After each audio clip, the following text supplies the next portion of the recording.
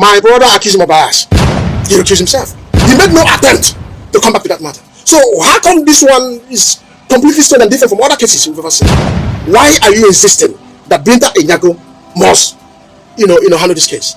The only thing that can set aside the order of the court is that due court. Do you understand? So of course, Nnamdi Kanu, he's well versatile with the law. He took it up from there and was teaching them what the law says. It's as simple as that. He narrated the law both to the judge and to the prosecution team. So at the point of force, he had to raise his voice, making sure that whatever he says, gets to them. That was all that happened in the court. It wasn't a drama per se, but he said, look, you have recused yourself and you stand to be recused. So what interest do you have over this case? This is the question everybody's asking. What is your interest over this case? The whole thing has gone to rubbish the entire judicial system of Nigeria. It has become something of mockery today. So the argument is simple. As long as you remain recused, there is no way you can come back to that same case. So we saw it as a grand conspiracy through the chief judge. Yes, depending on your time zone and location. All hail Biafra. Biafra all over the world, I salute you all. Finally, the reason why these people did push Bianta and Nnayko go away try Nnamdi Kanu's case. Even after Nnamdi Kanu's here, recuse yourself, remove yourself from this case. Now you take care of this case. Now finally not going now. If Nnamdi Kanu reveal in a court, don't a secret torture reveal in that that time happen that light. When finally this interview the younger brother to Nnamdi Kanu no tutua from ABN TV interview with this guy.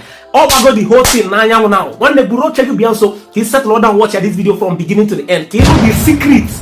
If any underground, so I'm going to tell you this my platform. So when the member opening on after this video, settle down, wrap you for me and you watch this video. Can you look at this matter here and plan and the aji? One of the plan and the aji book Bianta and Nnayko. Bianta Nnamdi Kanu. Then finally I am not again at jail. Then I was this is their plan. When I watch this video, the interview came here from the horse's mouth and many other things Kanu reveal in this video. Because Kabaro may bear this video share to platform, to group, to anybody man only deal with this updates. Share the video, drop your opinion in the comment section and for Biko me share button after watching the video. What's the rest of the video, guys? I'll be right back. Welcome to another episode of Political Perspective. My name is Ifani Okale. With me today is the younger brother to the leader of IPOB, Nnamdi Kanu. You're welcome. We would like you to tell us more about yourself. Well, you've said it all. My name is Prince Kanu, Nnamdi Kanu's youngest brother, leader of indigenous people of Africa. People have been wondering about what happened to your family for some years back now, about how the military and others invaded your house. Few days ago, your family also remembered what happened at Perth. I would like you to tell us actually how you feel and how your family feel about the invasion a few years ago. Well, the invasion has remained a very sad memory from 2017 up until death. But if you can recall, 30th of August 2017, there was a meeting between Nnamdi Kanu, leader of indigenous people of Biafra, with the Southeast governors that took place in any state. Soon after he made his demands, he was assured that his demands would be taken to the president up in Abuja. But funny enough, 2 weeks after which, the house was invaded, codenamed Operation Python Dance, that took over 28 lives and subsequently led to the death of my parents. Even where we are, I lost about 5 persons here as well. So, ever since then, things have not been the same. Operation Python Dance affected the entire community. I remember vividly well the little girl that lives opposite my parents' house. Each time she sees police or siren blasting, we see the girl screaming, "Oh, mommy, they're coming again to kill us." So these are the memories we have. Of course, my parents died as a result of Operation Python Dance. And personally myself, I was also affected. I'm still in that tram up until tomorrow. I know it's going to take the grace of God for it to leave me, so to speak. But Operation Python Dance is something we'll never forget. It was planned by the security agent of Nigeria. What was more sad was that a lot of our people knew that Operation Python Dance was going to take place in this place. We weren't informed. Including the governor and the Zibas. They knew. Their whole target was to get Nnamdi Kanu to kill. How do you know? Of course, it's in the public domain. It's everywhere. It's in public domain. There was a wider conspiracy to destroy my family. Every single person in that family, the instruction was let them go down. But of course, the thought of man is not the thought of God. As God would have it, we were able to escape it. But we're not in a hurry to forget that.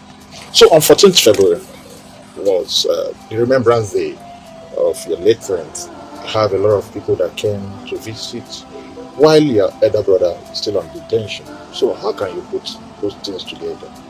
Well, 14th of every year has become a ritual for the indigenous people of Biafra, but particularly from our own family. Because that was the very day we lowered our parents. And ever since then, every 14th of every year, February, we honor them. It's painful that my brother is not here, but then what can we do? I'm here, to make sure that the family is fully represented. It wasn't easy, going back to their grave side, to pour libations, trying to remember what I would say should have been in the past. It was a very difficult one. As you may know, people came from all over Biafra land to honor that very occasion. And it's a ritual that we must keep doing until the end of time. They lost their lives for what they believe in. I keep saying it time and again. Their death wasn't natural.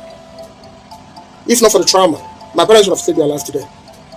But then they're gone. But we'll keep honoring them. Yes, let's go back to your elder brother and also his detention for some years right now. People have been agitating in different ways about his release. Last week, we came to the Federal High Court, Abuja, and a lot of drama happened that day.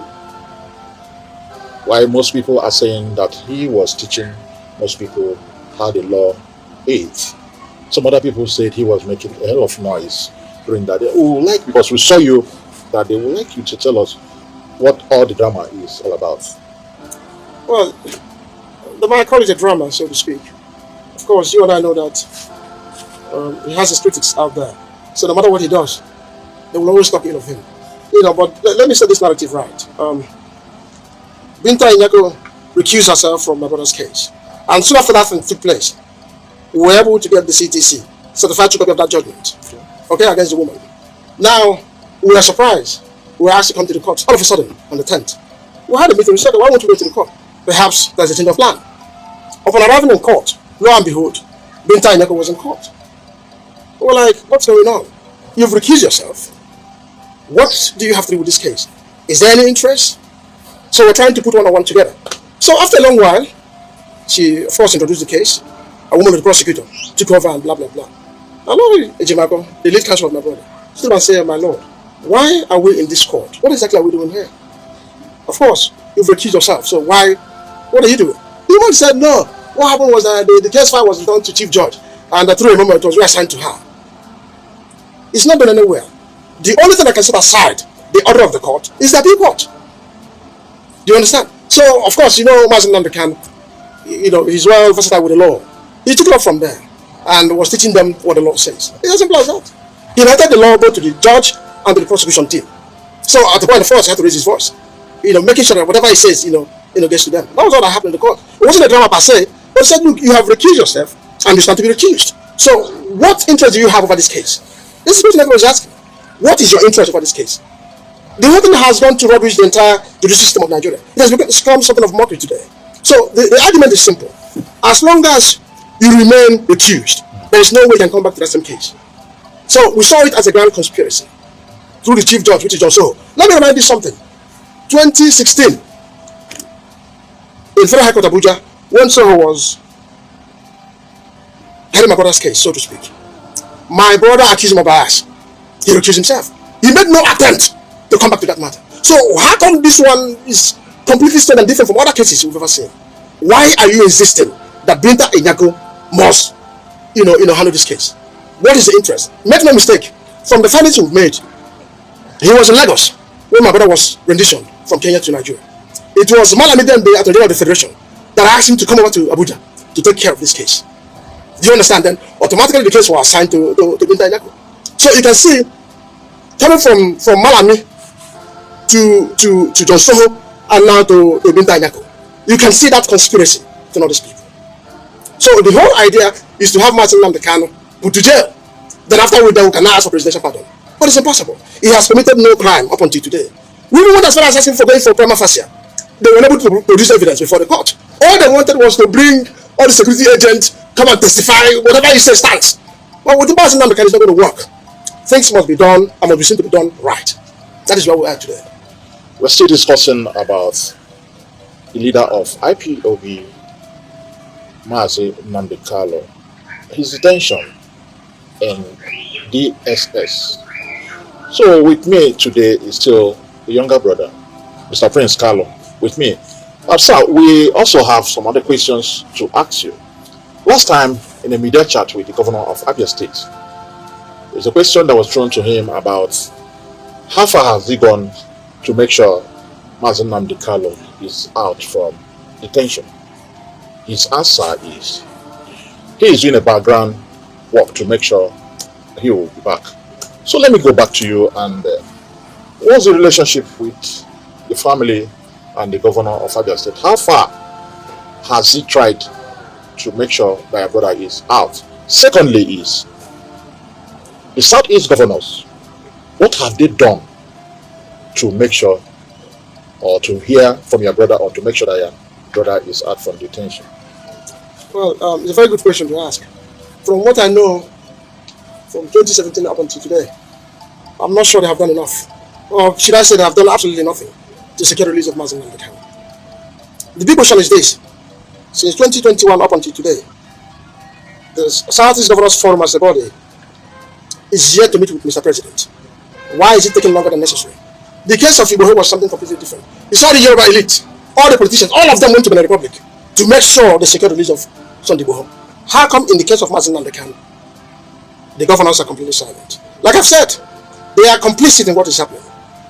Either they are beneficiaries of insecurity, because if they want peace in Alibo, by now they would have done something. I repeat, why have they not been to see Mr. President up until today? What are they afraid of? I've listened to some of the things they are saying, because some of them said they're elected leaders, so to speak. Nnamdi Kanu is not elected. So when it comes out, what's going to happen? They are more concerned with his first release more than anything. They are not even worried about Alibo to be secured.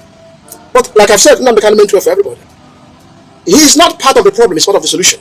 I keep saying this over and over again. So why have they not, up until now, met with Mr. President? A few months ago, I saw them on the media saying, oh, very soon we're going to secure Mazi Nnamdi Kanu's release. We're going to meet with Mr. President. What is keeping them up until this point? Don't you think they're doing that in the background? No, nothing has been done. Let them go and see Mr. President and demand for the release of Mazi Nnamdi Kanu. You see what will happen. President is not a fool. If Nnamdi Kanu is your son, come and see me so we can sit down and find a way out. I've said this before. Bullets and guns will not solve the problem. The only thing that will solve this problem is having meaningful conversation, a round table. On a round table. A meaningful conversation on a round table, eyeball to eyeball. That's the only thing that will bring peace. Not the court, not guns and bullets, not all the pickerings here and there. No. The only thing that will solve this problem is to sit down on a round table and then begin to look at the issues that are germane Mazi Nnamdi Kanu raised. Until that is done, I don't see us going anywhere. What are the issues? They are simple. He said they should revive all the moribund industries. He talked about good health system. He talked about dredging the River Niger. He talked about allowing Enugu to function as a full international airport.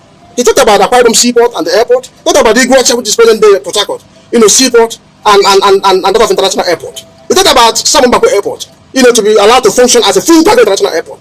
These are his demands. There was no defamation in it. Now, let me put this to you. The only functional seaport today, so to speak, is in Lagos. Now, I'm an Igbo man. I'm in the southeast of Nigeria. Now, perhaps I have the goods to clear in Lagos. I have to pay transport from here to go to Lagos to go and clear the goods. On my way coming, I have to settle all the security agents on the road until I get to Alibo. What would that cost? Causing inflation. Whereas from here to Port Harcourt will take me like less than an hour to go and bring my goods. Whereas from Lagos takes almost 12 hours. Taking all the risks while coming back. So they know this is economic strangulation. They know what they're doing. They know exactly what they're doing to suppress Ndibo as it is. Now, even while we were talking about seaport, they allowed them to function to this capacity. What did they do? They went to the north and put that seaport in the north. Have you forgotten that happened in Nigeria? Is it of any help to anybody? The answer is no. So they know the right thing to do. Nnamdi Kanu is not asking for much. He's not asking for much. He wants the good of our people. It's as simple as that. Okay, down to Southeast, insecurity in Southeast.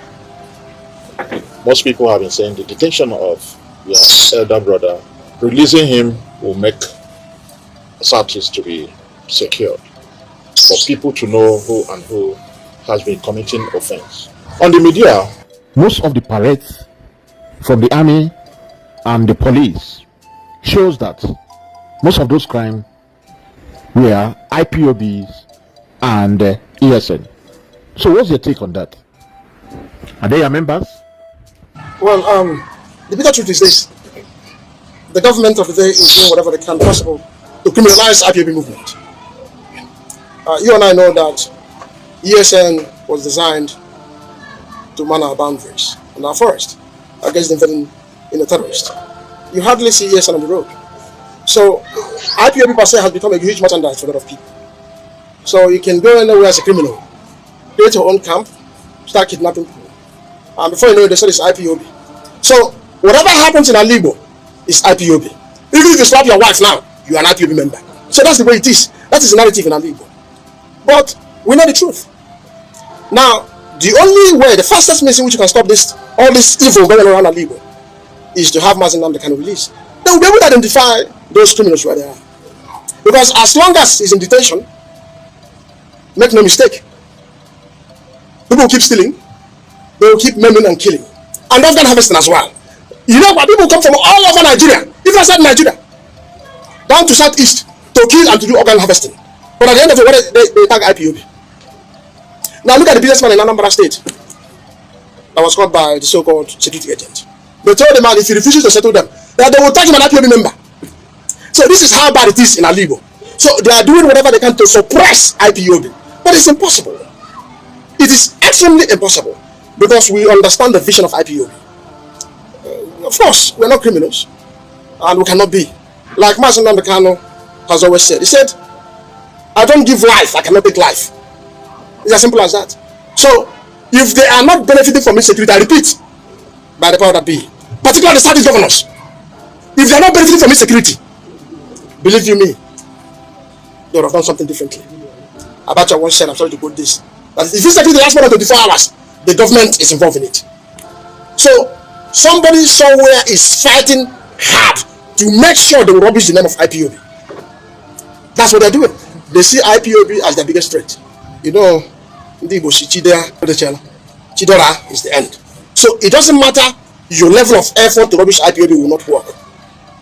So what is happening today in Alibo, as long as you're a man, as long as you remain a criminal, a kidnapper, all you need to do is to go somewhere in the bush, open your own camp with Biafran flag, and then you become an IPOB member. So whatever happens is IPOB. Even the security agents themselves, they are busy creating fake camps, tagging it IPOB camps, just to make sure they keep IPOB down. That is exactly what is happening. All right. Recently, the Deputy Speaker of the House of Rep, Right Honorable Benjamin Carlo, during the meeting of this new creation of Southeast Development Commission, after their meeting, he made a pronouncement and also begged the President of Nigeria for him to please release Nnamdi Kanu so that there will be peace in the Southeast. What's your reaction on that?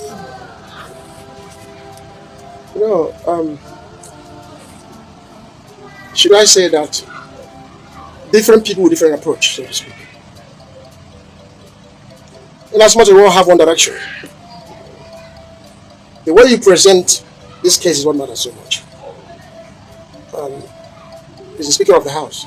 He's part of the government. He's doing what he's supposed to do. And of course, I commend him for that. I also commend other people who are working genuinely hard to make sure Nnamdi Kanu is freed. But more importantly, the more we keep begging Mr. President, it looks as if Nnamdi Kanu has committed crime. You understand? But like I've said, we are all different people. How we choose our words is entirely up to us. But then I would prefer them making a very firm demand firm demand. They need to come together as a people, as a body, as a political elite, so to speak. Come together and make a strong case for Nnamdi Kanu. If you look at what is happening, you see, individuals are calling for the release of Nnamdi Kanu. That is where I have problem. Why don't they come together as a people from the southeast, and demand for the release of Nnamdi Kanu? I think that would go a long way. But like I've said, I have my respect for him. He's doing a whole lot of job, and I commend him for that. And for other people as well, I commend him. So what do you have to say about, like you've mentioned it here, that most people, some armed robbers and other people who use that name, IPOB or ESN, to commit crime. What's the message to them? It is no longer business as usual, because Nnamdi Kanu has adopted a new approach on how to deal with all these people. He has made it clear repeatedly. If you are in the bush, killing, maiming, or perhaps involved in organ harvesting, you had better stop now, because tomorrow might be too late for you. He has set mechanism in place that will checkmate all these people. As I speak to you now, it's ongoing. And he's not relenting about it. He's not happy. He said, I have come that my people might have a better life and not to destroy them. So, most of them caught today, some of them come from Benue State, some from the north and all of that. Not particularly from Alibo. You know, what they are doing is that, let us do whatever we can to rubbish Alibo, to make sure this place is ungovernable. That's what a lot of people are doing in Alibo today. I remember the few of them that were caught the other day. They couldn't speak Igbo language. They are complete strangers. IPOB members? They don't have members, they have a signal and all of it. So when you see them, you will assume they are IPOB members. By the time you engage them, you discover, oh, God, who are they? So a lot is happening. And the only person that can stop this evil is Nnamdi Kanu. I assure you, if he gets released today, within 24 hours, everyone will be silent. It will no longer be business as usual for the criminals. And they won't have any hiding place either. Well, thank you very much for being with us today. For that wonderful question, the anchor of this great platform. First and foremost, I want to say, someone has come out to say, or has outlined countless times that he said that the Nigerian government cannot win Biafra with a barrel of gold for the second time. Now when he said that, see, Nigerian government cannot win Biafra with a barrel of gold, it means that nobody needs to die for them to exit Nigeria. Now, Ojukwu fought Biafra in a different dimension. Now, Nnamdi Kanu did it via his own dimension. So ECPA is taking it globally. And now, we've seen world body recognize Biafra. We've seen the UN and then some other global body have come out to endorse the Biafra struggle. So kudos to him, it is a plus. Some persons have come out to say that Samonekpa should be discredited, the likes of Ohanes Ndigbo and that of the Southeastern governors. But my question is that you said Samonekpa should not be taken serious. Then who should be taken serious? The government who is not willing to protect our people? Is it the people who have refused to speak up when the Igbo man has been marginalized in the country? Is it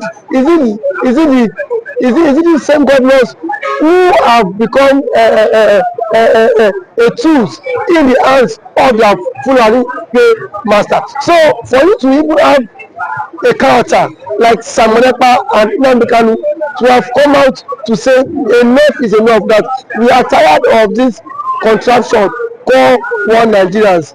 It shows that these people have this mindset that, see, they can no longer be the slave. So for him to have even gone as far as to hire lobbyists